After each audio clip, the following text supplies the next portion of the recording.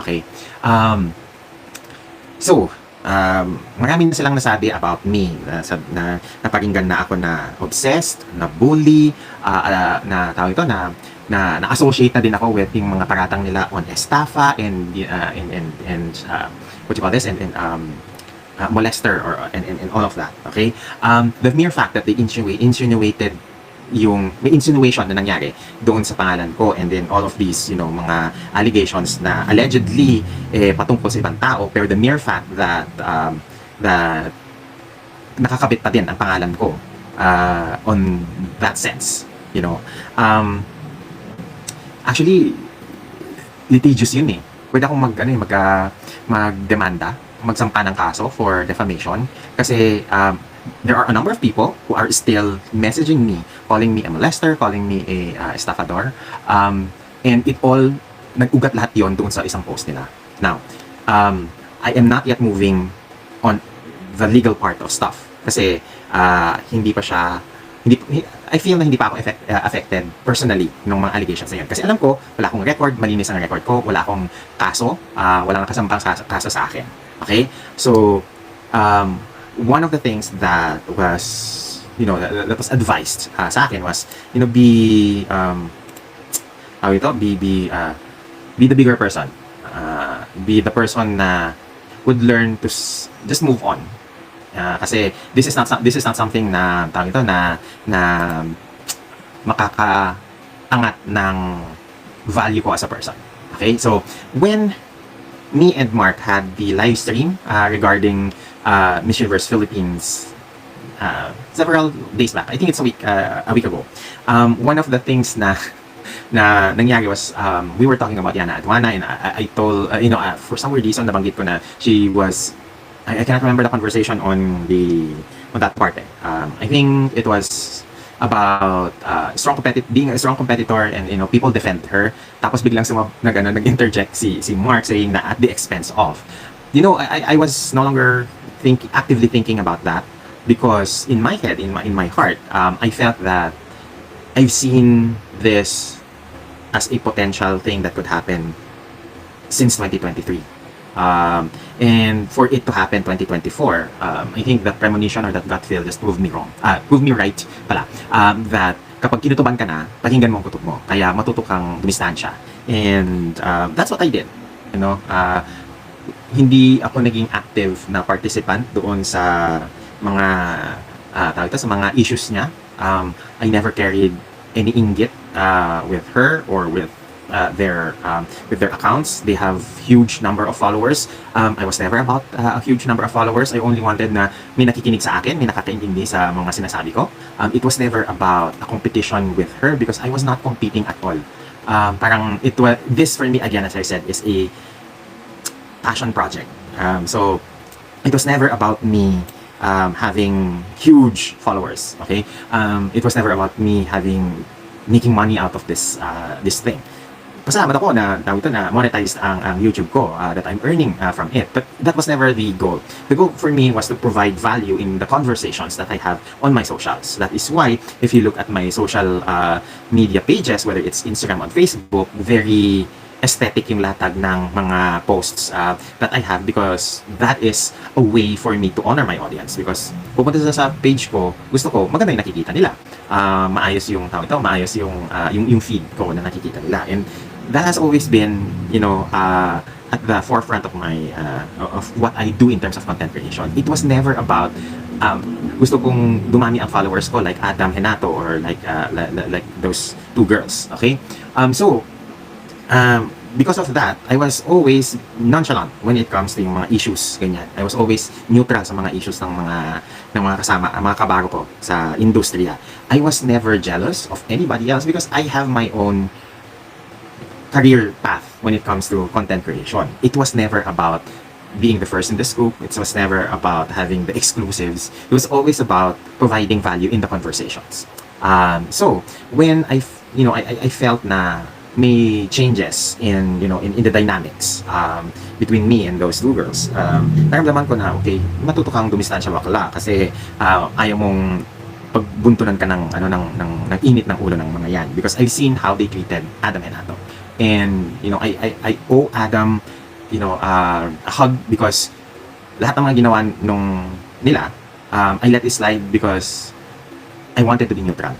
But deep down inside, I felt that sumusobra yung mga atake nila kay Adam. But I never spoke out publicly against or pro any of those two dun sa publiko nilang away.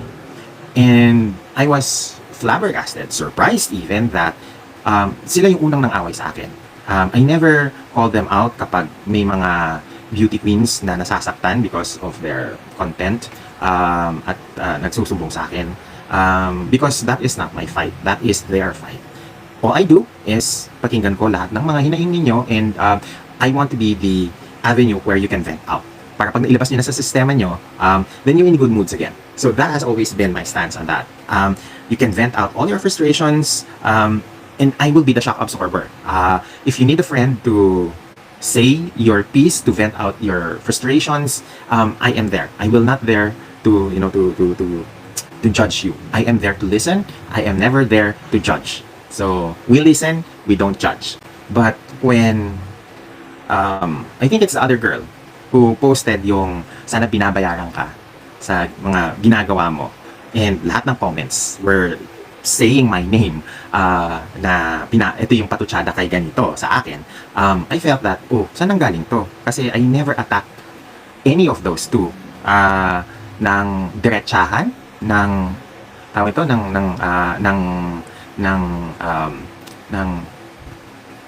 I never attacked any of those two without without probable cause, and I never found any cause to attack them, di ba? So ang nakikita ko lang is they are attacking me kasi I was pro heart and I was not pro the other girl na the other influencer. So I understand din naman that may mga utang na loob sila doon sa other influencer. I mean, they had live streams saying na they owe this COVID shot like this, they owe this deviant like that. So I get that, you have a material relationship with them. Pero it doesn't make sense that I get to be attacked by these girls nang hindi ko naman sila inaatake. So what was the reason why? Because I am lost for words kung bakit, 'di ba?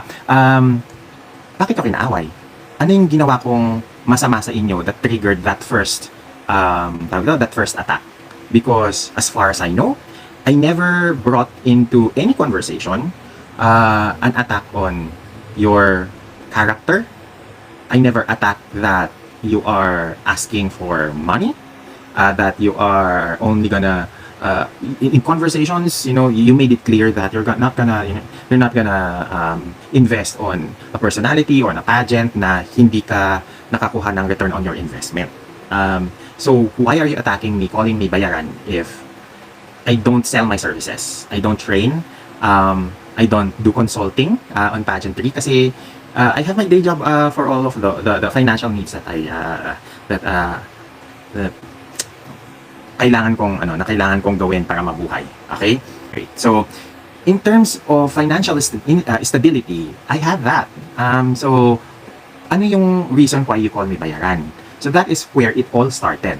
Of course, sino naman ang hindi masasaktan? Sino naman ang matutuwa, di ba? That you are being called all of these lies, all of these insinuations and calling out that is defamatory to my character, when I'm not the one who is begging for money in pageantry. I think I just also wanted to finally put a nail into it that emotionally I am not affected by the loss because it only meant that it was never a friendship, but it was a relationship of convenience. Because nung nag-uumpisa yung channel nila, yung channel niya, giniguest niya ako, and back then I had the clout because I was one of the very few people who have access to the Miss Universe organization because ilan lang noon ang nakakapag-cover sa Miss Universe. I remember when I was in Doral in January 2015, in December 2015, in the MOA Arena in January of 2017, and then sa Las Vegas again ng December nung kay Rachel. I was one of the few Filipinos who are able to do media coverages. And ano tayo ha, hindi tayo gatecrasher ha. We are official media partners. Meron tayong official Miss Universe media badge whenever I cover these pageants before. So, I had the clout before. And they also used me for clout na nandun ako sa channel nila. And I don't have a channel back then kasi I didn't want to. And actually, I was just forced na magkaroon ng YouTube channel in around 2018 because nagsarili ako from Sash Factor for, you know, for personal reasons. Okay, so, kung sasabihin nila na ginagamit ko sila for clout, I think it's the other way around. Because I had clout when you had nothing. So, I had all the information when you had nothing. So, hindi ko itinapon sa mukha ninyo yun. Because for me, out of the feeling that this world, this pageantry world, needs to be shared to all, hindi ako naging maramot na impart what I know. In fact, the reason why I got noticed by Sash Factor, it's because during the time that Megan is competing in Bali for Miss World, I was giving, the Filipinos who plan to travel to, to Indonesia, that these are the tips when you are coming here to Indonesia. Magkaiba ang Jakarta sa Bali. It is another ride, another airplane ride from Jakarta to Bali. So if you are able to travel directly to Bali, ito yung mga kailangan niyong gawin. Doon ako napansin ng Sash Factor, and then that's when they started, absorbing me into the Sash Factor family. So I don't get that after all the generosity that I have shown to not only them, but to Adam and to other people, I feel that napaka-unfair that inaaway nila ako nang hindi ko nalalaman ang dahilan. So, yun. So, and when I had that, that realization last year that if they are willing to judge you, or if people are jumping to judging you before they understand yung reasons why you're doing what you're doing, then they were never really friends of yours. So, hindi naging masakit sa akin kasi I saw it coming 2023 pa lang na I've seen, so this is how they treated other people. I've been observant on occasions that kahit tumigil na si Adam noon sa mga tao ito sa pagka-fight back, meron pa rin silang nasasabi that it's become like the Mean Girls clique ni Regina George. So, I felt that kung kaya nilang gawin sa iba, kaya din nilang gawin sa akin yon. So, when it did eventually, happen, that they started calling me out, calling me bayaran, calling me obsessed, calling me bully and all, I knew that that friendship was not worth salvaging. And I think, as we mature as individuals, we gotta learn to recognize when a friendship, a relationship is still worth fighting for, because sometimes there are instances that some friendship are just best let go.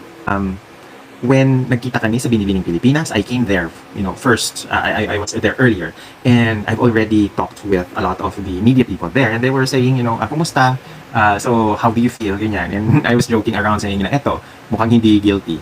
And then she came in, and then I looked at the sheet there na, okay, peer, ano lang siya, okay, never mind, let's not talk about that. So she came in and she was doing the parang media rounds, and I really felt that she's doing it for the optics, na parang naaawa na ako kasi you're doing the, parang it felt like she was doing it para mumulekta ng simpatya.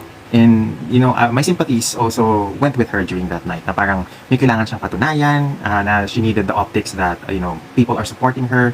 And I do understand that. Hindi biro yung gastusin sa isang criminal case. I understand because, criminal case like this, if mapatunayan sa korte that, somebody lost 2 million in terms of potential revenue and you are found guilty as someone who, led to that, pwedeng yung 2 million na yun idagdag sa babayaran mo as daños perjuicio. Nagigets ko yung pakiramdam. I get the feeling why some people like her needs to hustle, and maybe in consequences of that hustle, may nasasagasaang tao, may sinasaktang tao, just to get that monetization. So I get that. I just find it pitiful that if that has become your existence, then it really is not, let's just say that that's not the kind of life that I want to live. I pursue, financial stability because I like what money represents. And money for me represents being able to buy freedoms.